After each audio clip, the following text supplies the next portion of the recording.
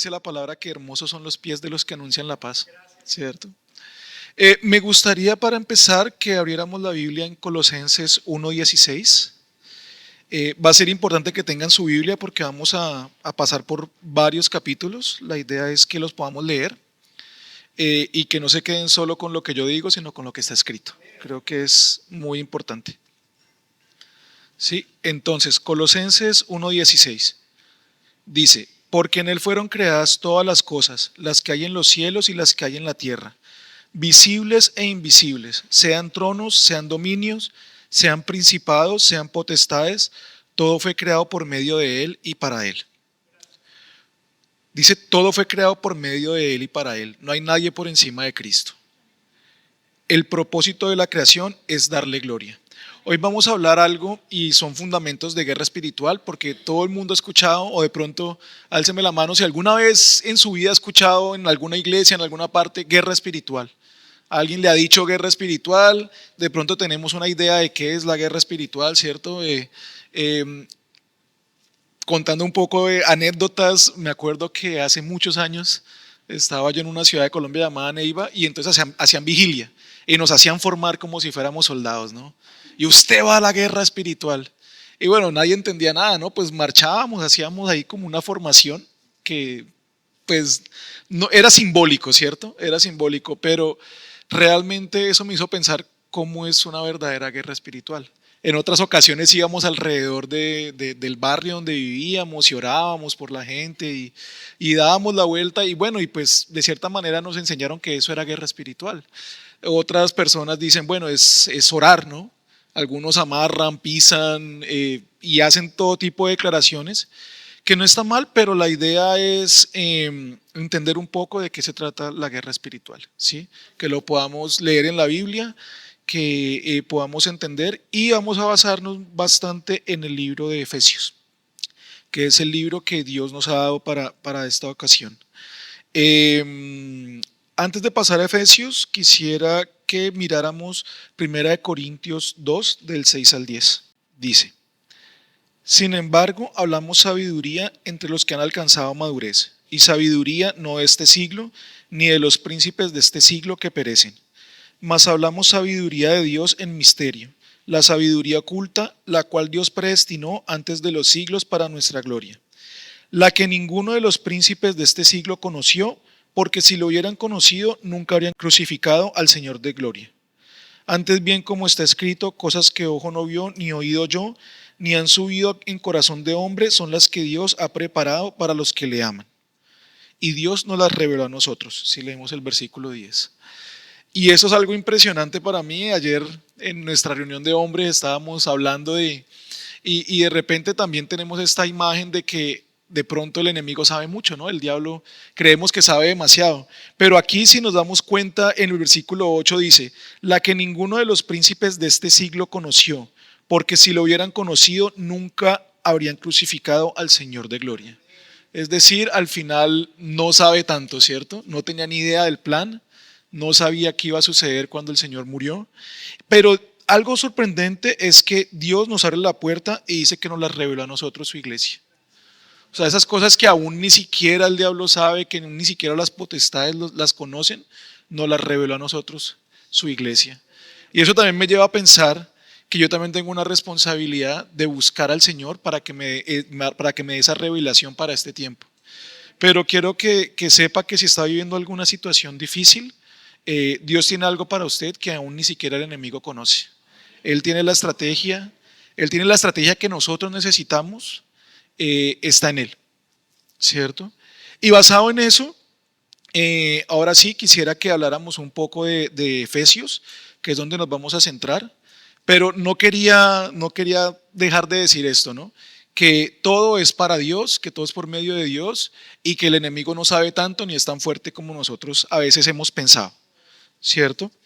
Hablando de Éfeso, que es básicamente a donde está dirigida esta carta a los Efesios, se dice que estaba entre las 5 ciudades más importantes del Imperio Romano, con una población de aproximadamente 250.000 habitantes y uno de los puertos más importantes del Mediterráneo, más o menos como Christchurch.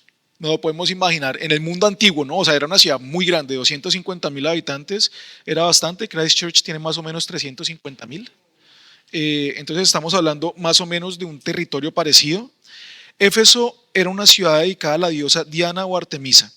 Era el centro del ocultismo y la magia espiritual en Asia Menor. El templo de Artemisa era considerado una de las 7 maravillas del mundo antiguo.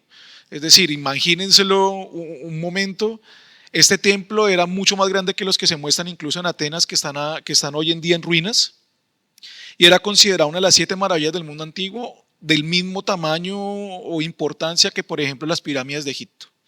Y esta ciudad era el centro de toda esta actividad espiritual que había en ese lugar, ¿cierto? La influencia de Diana era tal en la ciudad que los romanos la llamaban Diana de los Efesios. Esta Diana no es la clásica que se ve como una cazadora, de pronto en el colegio a todos nos tocó en algún momento ver sobre mitología griega y demás. Esta mujer se ve más como llena de protuberancias en su cuerpo, símbolos de fertilidad. Efesios, la carta, tiene una mayor cantidad de referencias al poder y la guerra espiritual que ningún otro libro de su tamaño en el Nuevo Testamento. Dado el contexto, ya podemos empezar a imaginar por qué. Entonces, imaginemos esta ciudad, Pablo llega allí, los primeros discípulos realmente no son de Pablo, alguien anterior a él había estado allí, llamado Apolos, y se encuentra esta ciudad llena de hechicería, de brujería, de magia, de algo espiritualmente pesado, encuentra en esta ciudad. Y él siente la necesidad de quedarse allí, se queda por 3 años predicando y formando una iglesia. Y ya podemos empezar a entender por qué el libro de los Efesios habla tanto de una batalla espiritual y de la iglesia, ¿cierto? Era dirigida a estas personas que estaban viviendo allí. Entonces vamos a irnos a Efesios 1, 19 y 20. Dice, ¿y cuál la supereminente grandeza de su poder para con nosotros los que creemos según la operación del poder de su fuerza? La cual operó en Cristo, resucitándole de los muertos y sentándole a su diestra en los lugares celestiales. Bueno, lo primero que vemos aquí es que el mismo poder que operó en Cristo opera en nosotros, pero hay algo muy especial que vamos a encontrar una y otra vez en el libro de Efesios, si ustedes si lo han leído, y son los lugares celestiales. ¿Sí? ¿De qué se tratan esos lugares celestiales? ¿Será el cielo como lo conocemos, donde habita el Señor, donde está preparando moradas para nosotros? ¿O de qué se trata? ¿Cierto? El poder de Cristo sigue operando en la iglesia a pesar de la situación, de Éfeso en ese momento, de Nueva Zelanda o del mundo. Ese mismo poder que resucitó a Cristo de los muertos opera hoy en esta iglesia, aquí. ¿Sí? Sin embargo, como lo venía diciendo, pues tenemos que entender un poco más de qué está hablando el apóstol cuando habla de los lugares espirituales. Y cuando habla de los lugares celestiales, está hablando precisamente del mundo espiritual, donde hay una guerra espiritual en Cristo y los demonios, principados y potestades. Y vamos a ver por qué no está hablando del cielo, donde el Señor está preparando morada para nosotros. Y para eso, porque tenemos que entender que allí se está desarrollando la guerra espiritual. O sea, parte de lo que está sucediendo allí, en este momento. ¿Sí?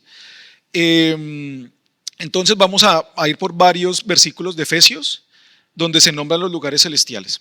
Efesios 1:3 dice, bendito sea el Dios y Padre de nuestro Señor Jesucristo, que nos bendijo con toda bendición espiritual en los lugares celestiales en Cristo. Entonces vemos, Dios nos bendice, toda esa bendición dice que está ahí, en los lugares celestiales, ¿cierto? Luego vamos a Efesios 1, 20 y 21 y dice, la cual operó en Cristo, resucitándole de los muertos y sentándole a su diestra en los lugares celestiales, sobre todo principado y autoridad y poder y señorío, y sobre todo nombre que se nombra no solo en este siglo, sino también en el venidero. Entonces dice que Cristo está sentado a la diestra de Dios en los lugares celestiales. Vuelve otra vez y lo menciona. Pero miren que también dice que está sobre todo principado y autoridad y poder y señorío. Y comenzamos a entender que también hay un mundo espiritual allí y que no solamente cosas buenas están pasando, ¿cierto? Hay potestades, hay principados allí, pero lo importante que quiero que ustedes vean aquí es que Cristo está reinando en esos lugares. Es lo que dice la palabra y yo lo creo. Efesios 2:6 dice, y juntamente con Él nos resucitó y asimismo nos hizo sentar en los lugares celestiales con Cristo Jesús. Entonces aquí comenzamos a ver algo más. No solamente está pasando algo espiritual allá, nosotros también estamos allá. Espiritualmente también tenemos parte en este conflicto que está sucediendo. ¿Sí? Quiero que se lo imaginen, puede ser un poco complicado porque estamos hablando del mundo espiritual, ¿cierto? Pero la palabra dice que juntamente con Él nos resucitó y asimismo nos hizo sentar. ¿Sí? Entonces estamos allí. Efesios 3:10 dice, para que la multiforme sabiduría de Dios sea ahora dada a conocer por medio de la iglesia a los principados y potestades en los lugares celestiales. Vuelve y hace una declaración. Y esa tiene que ver con lo que estaba diciendo en un inicio. ¿Por qué Dios quiere que nosotros seamos los que declaremos la multiforme sabiduría de Dios? ¿Y por qué a los principados y potestades? Si tanto conocen, ¿cierto? Si tanto saben, ¿por qué nos está pidiendo a nosotros la iglesia que la declaremos? ¿Sí?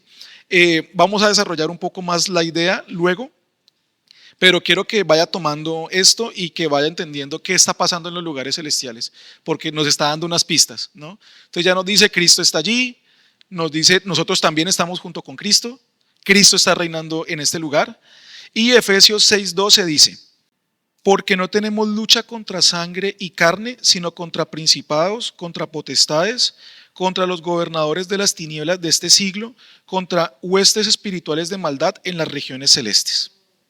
Y cuando dice regiones celestes, realmente está utilizando en el original, en el griego, la misma palabra, lugares celestiales. Entonces ya de por sí nos está declarando directamente que este lugar celestial no es el cielo. Sí, o sea, no es el cielo como lo conocemos, donde está el Señor, donde está todo lo bueno, donde todo lo puro aparece. No, estamos hablando de un lugar espiritual donde también están las huestes espirituales de maldad, ¿cierto? Estamos hablando de, y creo que queda muy bien descrito en Efesios 6:12. Entonces, no pretendo describir esos lugares celestiales, es algo realmente muy complejo, pero pretendo exponer que los lugares celestiales existen, que es importante que lo entendamos, que sí existen, que Cristo está sentado a la diestra de Dios en esos lugares, que nos bendijo con toda bendición espiritual, que nosotros, la iglesia, estamos sentados en los lugares celestiales con Cristo y que en esos lugares celestiales también están los principados y potestades y que tenemos una lucha o guerra contra ellos. Comenzamos a entender también que todo lo que nos pasa en este mundo también tiene una influencia que tiene que ver con lo espiritual, ¿cierto? Todo lo que nos sucede aquí, las circunstancias, parte de las luchas que tenemos aquí en este lugar, físicas, también tienen que ver con lo espiritual, ¿sí? Y eso es bastante importante porque tenemos que entender cuál es nuestro lugar como iglesia y cuál es el lugar que tiene el mundo dentro de todo este ámbito, ¿no? Dentro de todo lo que se está mostrando. Entonces, dice 1 Corintios 15:25, por eso les dije que era importante la Biblia porque vamos a repasar un montón de versículos. 15:25.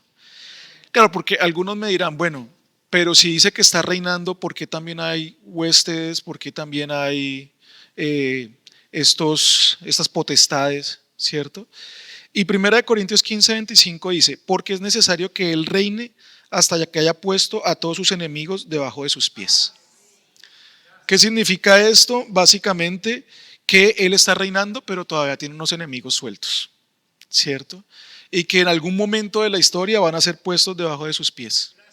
Que Cristo es la cabeza sobre todas las cosas, que Él reina, pero aún el día de hoy la guerra continúa. Eso básicamente es lo que quiere decir este versículo. ¿Sí? Ahí mismo en Corintios, en 1 Corintios 3:9, dice, porque nosotros somos colaboradores de Dios y vosotros sois labranza de Dios, edificio de Dios. Esto quiere decir que también tenemos un lugar en esa guerra espiritual. Es decir, no solamente se está librando allá, somos ajenos, no pasa nada, yo estoy aquí tranquilo, no entiendo lo que está pasando allá, no lo veo, pero Dios dice que somos colaboradores de Él en ese trabajo, ¿cierto? Y es parte como Dios actúa, con su cuerpo, ¿cierto? Somos las manos de Dios, somos los pies de Dios de cierta manera, porque claro, Él es nuestra cabeza y cuando obedecemos lo que Él está diciendo, estamos haciendo su voluntad, ¿cierto? ¿Cómo nos afecta esta guerra? Entonces, hasta ahí parece todo muy abstracto tal vez difícil de digerir y de comprender. Pero lo primero es que cuando recibimos a Cristo, tenemos un choque que es la verdad.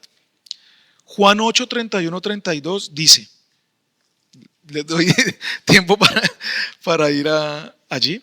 Dice, dijo entonces Jesús a los judíos que habían creído en él. Si vosotros permaneciereis en mi palabra, seréis verdaderamente mis discípulos y conoceréis la verdad y la verdad os hará libres. Tal vez usted creyó en el Señor hace mucho tiempo y recibió su palabra y eso fue lo primero que pasó en su mente, ¿cierto? Un choque, conoció la verdad.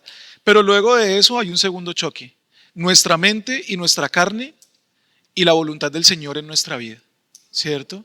Tenemos por un lado las dificultades de estar aquí en este mundo, de estar rodeado de las personas que estamos. Obviamente no todo el mundo es cristiano, sabemos que la gran mayoría no lo es. Y de repente estamos aquí luchando no solamente con lo que pasa afuera, sino también con nosotros mismos, con nuestra carne, ¿cierto? Entonces vamos a hablar un poco de eso. Es importante entender en este fundamento que el creyente tiene tres enemigos: el diablo, la carne y el mundo, ¿sí? Vamos a hacer un bosquejo cortico de qué es la carne, de qué es el mundo, porque de nuevo esto puede llegar a tomar mucho tiempo y muchos versículos, pero es importante que entendamos la situación que estamos viviendo, ¿cierto? Y que lo que nos sucede en nuestra vida también tiene pues básicamente una consecuencia de lo que está pasando en esa guerra espiritual. Entonces, no sé si se han preguntado qué es la carne, porque está bastante en la Biblia, en muchos versículos vemos que hablan de la carne. En algún momento yo llegué a pensar que era el cuerpo, que estaba hablando ¿cierto? De nuestro cuerpo, pero no es el cuerpo, ¿sí? La carne es la naturaleza caída del hombre, esa tendencia que tenemos nosotros hacia el pecado. Una definición que encontré es: la carne es nuestra humanidad defectuosa que se inclina hacia el egocentrismo, tiene sede en nuestros cuerpos pecaminosos y que incluye nuestra mente, emociones y voluntad. Es decir, no es solo los instintos de nuestro cuerpo, ya que también podemos tener una mente carnal. Sarx significa, es el griego, el original. Pablo utilizaba esa palabra, sarx, específicamente para hablar de este tipo de carne y no de la carne, por ejemplo, que cocinamos y comemos, ¿sí? Pero esto es importante. ¿Por qué razón? Porque esa carne nunca se va a ir de nosotros. Podemos orar muchísimo, pero desde que estemos aquí en el mundo, esa carne no se va a ir. Y tenemos que luchar contra ella. Es parte de nuestra guerra espiritual, luchar contra eso que está caído, ¿cierto? Contra esos defectos que tenemos, contra esa humanidad que quiere hacer lo malo. Pablo lo describe como que quería hacer lo bueno, pero no podía, ¿cierto? Que había algo que se lo impedía siempre en su ser. Y eso era la carne, precisamente. Entonces, empiece pensando en qué le da placer que no es aceptado por Dios. ¿Qué cosas hay en su vida que usted conoce, que están en usted y que realmente no es aceptado por Dios? En mi caso yo tengo que decir que, bueno, y se nota, la comida es un problema para mí, ¿cierto? La verdad es que siento placer en la comida, me gusta bastante y sé que mi cuerpo es templo del Espíritu Santo, pero tengo que ser honesto y decir, la carne ha sido fuerte conmigo en ese aspecto, ¿sí? Para muchos otros la lucha puede ser contra la sexualidad, ¿cierto? O sea, pueden tener inconvenientes, ya sea hombre, ya sea mujer. Realmente aquí no se diferencia, ¿cierto? Para otros la lucha puede ser el alcohol, las drogas, apuestas, vicios, mentiras, otro tipo de cosas que también lo satisface. Y de cierta manera comenzamos a detectar la carne si empezamos a detectar qué es lo que nos da placer, ¿cierto? ¿Qué nos complace a nosotros? Que sabemos que no es de Dios. La palabra dice que cuando empezamos a practicar nuestra vida conforme a la carne, comenzamos a manifestar ciertas obras que nos ayudan a identificar qué tanto del Espíritu Santo tenemos o qué tanto de la carne tenemos. Y para eso vamos a leer Gálatas 5, 19 al 21. Dice: y manifiestas son las obras de la carne, que son adulterio, fornicación, inmundicia, lascivia, idolatría, hechicería, enemistades, pleitos, celos, iras, contiendas, disensiones, herejías, envidias, homicidios, borracheras, orgías y cosas semejantes a estas, acerca de las cuales os amonesto, que como ya os los he dicho antes, que los que practican tales cosas no heredarán el reino de Dios. Comenzamos a ver, y yo la verdad me identifico en alguna de estas, tengo que decirlo honestamente, y de pronto ustedes también, ¿cierto? De las que están acá. Tal vez no las primeras, pero celos, iras, pleitos, contiendas, envidias, malos pensamientos, ¿cierto? Es algo que está en nosotros y que nos ayuda también a entender qué es lo que está pasando en la carne, ¿sí? ¿Qué es eso que es débil en nosotros? ¿Cierto? Ahora, hay una buena noticia, y es que en Dios tenemos nueva vida, en Cristo tenemos nueva vida, ¿cierto? Cristo dice que somos una nueva criatura, ¿sí? Que las cosas viejas pasaron, que hay un borrón y cuenta nueva, que Él no se acuerda de nuestros pecados, que nosotros fuimos a Él y le entregamos nuestra vida. Pero como les decía, la carne no se va a ir. Entonces, pues, ¿qué vamos a hacer con eso? Vamos a leer para entender un poquito más acerca de nuestra nueva naturaleza como creyentes, Gálatas 2:20. Gálatas 2:20 dice: con Cristo estoy juntamente crucificado y ya no vivo yo, mas Cristo vive en mí. Y lo que ahora vivo en la carne, lo vivo en la fe del Hijo de Dios, el cual me amó y se entregó a sí mismo por mí. Entonces, él está diciendo, el mismo Pablo está diciendo, yo todavía tengo una lucha en la carne, pero lo que vivo en la carne lo vivo en la fe del Hijo de Dios.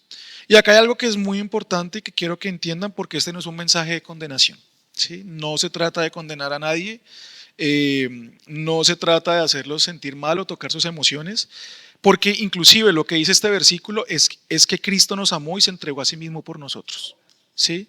Y que Él no nos mira con unos ojos de juicio, que realmente nos ama al punto más sumo, que quiere que nosotros mejoremos en nuestra vida, que quiere que podamos dominar nuestra carne. Es lo que el Señor quiere para nosotros, ¿sí? Él nos quiere hacer libres, ¿cierto? Y por esa razón el Espíritu Santo vive en nosotros. Y quiero que sepan que en esta guerra es fundamental el Espíritu Santo, ¿cierto? Segunda de Corintios 3:17 dice: porque el Señor es el Espíritu, y donde está el Espíritu del Señor, allí hay libertad. Entonces comenzamos a entender que Él no solamente no nos está mirando con juicio, Él no quiere que perezcamos, Él no nos está mirando con odio, realmente quiere que seamos libres.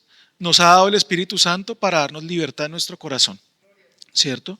Y hoy yo le pido que por favor piense en esas cosas en las que usted quiere libertad en su vida. Hay muchas cosas en las que yo quiero libertad en mi vida, ¿cierto? Que no quiero que se repitan, que no quiero que estén en mí, inclusive que las veo inmundas, que digo, Señor, no quiero esto más, no, quítalo, por favor, ¿cierto? Romanos 8:13 dice lo siguiente: porque si vivís conforme a la carne, moriréis, mas si por el Espíritu hacéis morir las obras de la carne, viviréis. ¿Qué significa esto? Que debo aprender a hacer morir por el Espíritu las obras de la carne. El Espíritu Santo y mi comunión con Dios lo hacen posible. Lo está diciendo la palabra, ¿cierto? Que sí es posible. Dice: mas si por el Espíritu hacéis morir las obras de la carne, viviréis. Y mire que el Espíritu está en mayúscula. Es decir, no es nuestro espíritu, es el Espíritu Santo de Dios que nos lo permite, ¿sí? Sé que puede llegar a ser un poco pesada esta palabra para algunos, pero quiero que se lleve hoy algo, y es que necesitamos fortalecernos en el Espíritu. Es básicamente esa la única salida que tenemos al pecado que estamos viviendo, ¿cierto? Dice Romanos 6:10-14: porque en cuanto murió, al pecado murió una vez por todas, mas en cuanto vive, para Dios vive. Así también vosotros, considerados muertos al pecado, pero vivos para Dios en Cristo Jesús, Señor nuestro. No reine pues el pecado en vuestro cuerpo mortal, de modo que lo obedezcáis en sus concupiscencias. Ni tampoco presentéis vuestros miembros al pecado como instrumentos de iniquidad, sino presentaos vosotros mismos a Dios como vivos de entre los muertos, y vuestros miembros a Dios como instrumentos de justicia. Porque el pecado no se enseñoreará de vosotros. Quiero que lo repita, por favor, si puede en voz alta: porque el pecado no se enseñoreará de vosotros. Pues no estáis bajo la ley, sino bajo la gracia. Y esto es una bendición porque realmente me hace sentir tranquilo y me hace sentir libre en mi corazón. ¿Sí? Que el poder que tenía el pecado ya no está más en mí, ya no se enseñoreará de mí, ¿cierto? Y sé que para algunos esto puede llegar a ser difícil porque han vivido durante el pecado durante mucho tiempo y se sienten esclavos de ese pecado con el que viven, ¿cierto? Y lo entiendo porque salir de un hábito, de una costumbre, de un vicio, no es para nada fácil. Pero cuando aceptamos a Cristo en nuestro corazón, cuando somos llenos del Espíritu Santo, dice que ya no es nuestro Señor el pecado, ¿cierto? Dice que el pecado no se enseñoreará de nosotros. Y eso es una declaración muy poderosa, de que el pecado ya no tiene ese poder sobre mi vida, de que ya no me domina, de que ya no es quien toma las decisiones por mí, ¿sí? Y esta palabra también dice que tenemos que presentar nuestro cuerpo a Dios. Básicamente nos deja mucho que pensar esto de nuestra carne, porque además solemos creer que alguien externo a nosotros, el diablo, el enemigo, como lo quieran llamar, es nuestro principal enemigo y nuestra principal lucha. Pero lo que nos muestra la Biblia es que como cristianos hemos sido sellados y apartados, ¿cierto? Y diría yo, y esto sí es mío, que la lucha más importante del cristiano ahora es con su carne, no con algo espiritual que sí puede tener influencia en otras personas, pero no en nosotros que hemos sido apartados, ¿cierto? Sin embargo, la carne sigue. Básicamente ese es nuestro problema y es nuestra lucha más grande. Vamos a ver el segundo enemigo, que es el mundo, ¿sí? Y dice eso: descubrimos que hay poderes malignos de alto rango que manipulan a los hombres y a sus instituciones. Los hombres le obedecen. He venido escuchando al pastor y las prédicas anteriores y él básicamente decía: estamos en un mundo caído, mire todo lo que está pasando, lo que usted lo que usted ve en noticias en el mundo, si usted ve la televisión, todo parece que es de continuo el mal, ¿cierto?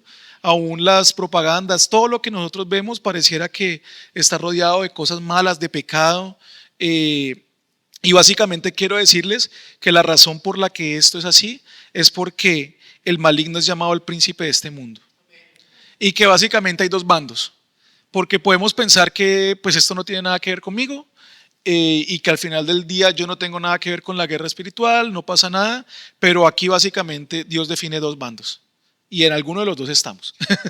Básicamente es eso, ¿sí? Y usted decide cómo quiere pelear esta batalla, con su carne, con el mundo, y si quiere ser fortalecido en el espíritu para poder lucharla, ¿cierto? Juan 12:31 dice: ahora es el juicio de este mundo, ahora el príncipe de este mundo será echado fuera. El mismo Jesús le está llamando príncipe de este mundo.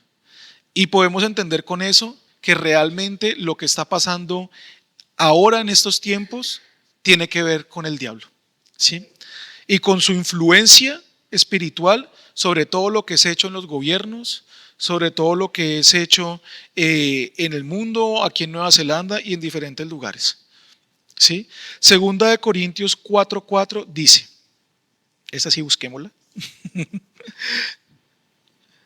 Segunda de Corintios 4:4 dice: en los cuales el Dios de este siglo cegó el entendimiento de los incrédulos, para que no les resplandezca la luz del evangelio de la gloria de Cristo, el cual es la imagen de Dios.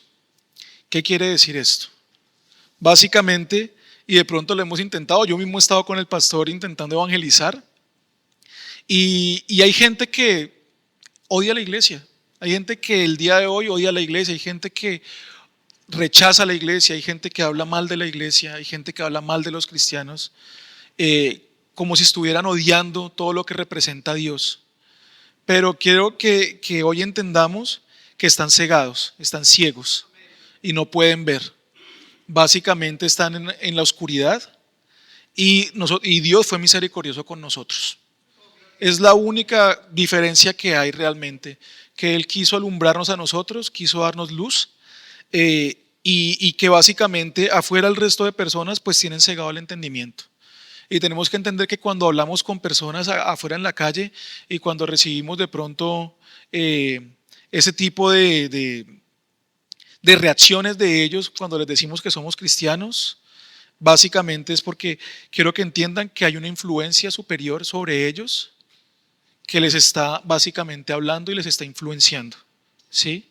Que ese odio realmente no es real, son heridas que tienen en el corazón a través de las cuales el enemigo está operando en este momento, ¿cierto?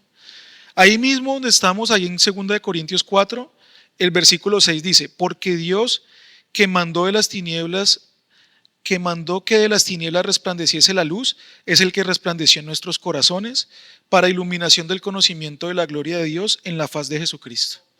Es decir, la diferencia que tenemos es que Dios, Él quiso alumbrarnos.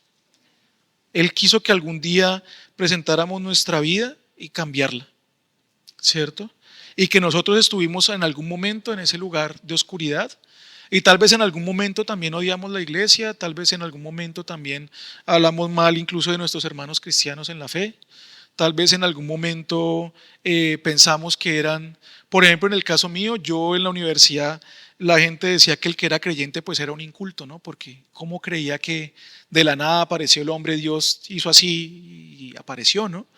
Entonces había mucho odio por eso, ¿no? Era como, bueno, pero usted está estudiando una ingeniería, está estudiando algo que tiene que ver con ciencias, ¿cómo en su cabeza cabe la creación por medio de este Dios que nadie ha visto? ¿Cierto? Y hay mucha gente así, en sus trabajos seguramente pasará así. La mayoría de mi vida yo he trabajado con gente que no es cristiana y he tenido cualquier cantidad de veces este tipo de conversaciones en las que básicamente no hay una discusión porque ya no me interesa discutir con la gente. Sí, o sea, realmente quiero que vean al Señor en mí, pero no quiero entrar en conflicto de palabras. Pero creo que todos lo hemos vivido, ¿cierto? Que hay una oposición, que esta gente tal vez ni siquiera nunca ha ido a una iglesia, tal vez nunca ha escuchado la palabra de Dios, pero por alguna razón hay una barrera que no les permite llegar a Cristo, ¿cierto? Y quiero que entiendan que es la influencia del mundo. Y que nosotros como iglesia tenemos un propósito. Y el propósito de la iglesia es que toda la creación pueda ver el plan de Dios, incluso los principados y potestades malignos, ¿cierto? Efesios 3 precisamente nos lo dice, que estamos hechos para declarar la multiforme sabiduría de Dios a los principados y potestades. Nos lo está diciendo, ¿cierto?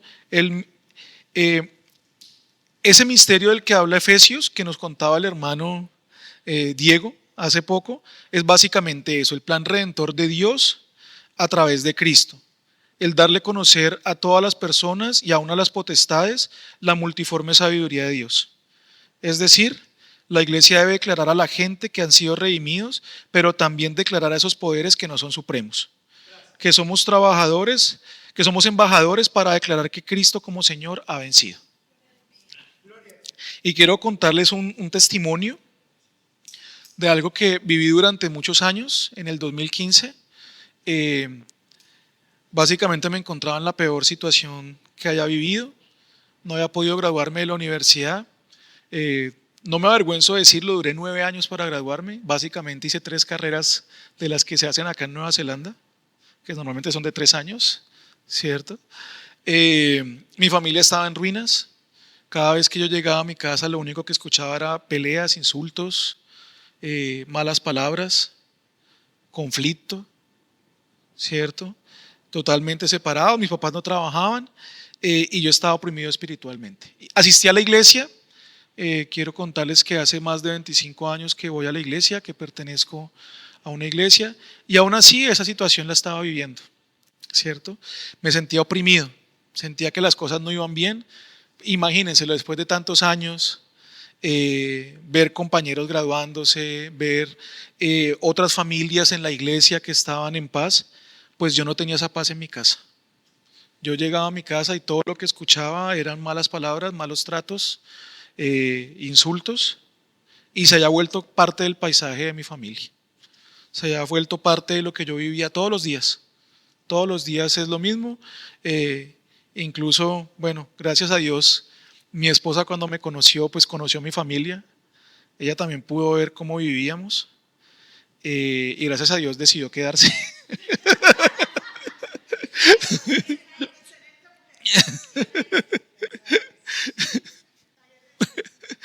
En realidad, en realidad, vivía una lucha enorme. En esa época también trabajaba, pero no había podido avanzar porque no me graduaba.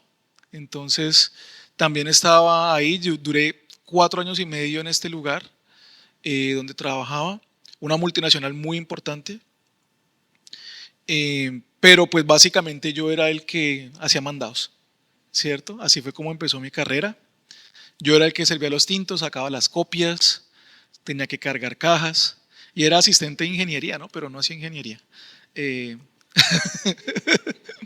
Básicamente era ayudante allí, como les contaba, y parecía que por muchos años nada pasaba. Parecía que básicamente todo estaba estancado y quieto, las cosas no estaban mejorando. Tengo que decirles que pertenecía al grupo de alabanza, estaba en la iglesia, pero realmente sentía que no encontraba esos lugares celestiales, los que les acabo de contar, donde Dios nos bendijo con toda bendición espiritual, como dice Efesios, pues yo no los veía por ningún lado, ¿cierto? No me aparté de la iglesia, pero hubo algo que empezó a suceder en mí y es que empecé a desear satisfacer mi carne. Entonces decía, bueno, pues tal vez seguía asistiendo y renegaba, no renegaba de la fe, pero decía, pues no me está funcionando, ¿cierto? Y quiero sentirme bien con algo, porque definitivamente no me estoy sintiendo bien. Entonces tenía amigos del trabajo con los que salía a tomar los fines de semana, ¿cierto? Eh, con los que muchas veces seguía de largo hasta el siguiente día. Y bueno, Dios me salvó de vicios peores. Realmente muchos de ellos cayeron en cosas aún peores, pero Dios me libró. Y quiero decirle que en algún momento fue Dios quien quiso cambiarle todo. Yo no puedo decir que hice alguna oración especial, no puedo decir que fue algo básicamente que yo hice, que tengo algún método, que compré algo, en Colombia decimos que nos bañamos con agua de ruda. Sí, sí, no, la verdad es que yo no hice nada de eso. Pero hoy entiendo mucho más que era parte de lo que tenía que vivir en esa lucha y que era parte de lo que tenía que conocer, porque luego pude ver más de cerca al Señor, ¿cierto? Dios empezó con mi esposa, a los pocos años nos conocimos. De nuevo, ella conoció pues cómo vivía, cómo era mi casa. Luego, por fin me pude graduar de la universidad. Eh, Pude cambiar de trabajo por fin, ¿cierto? Y Dios comenzó a trabajar en mi corazón, comenzó a cambiarlo. No tan rápido como yo quería que fuera, ¿cierto? Porque yo quería todo ya y tal vez me sentía desesperado por eso y oprimido. Pero hoy quiero decirle que pues Dios tiene lo que ustedes necesitan, ¿sí? Y que eso es lo más importante en este momento, que podemos pelear la guerra espiritual con Él como cabeza. Y,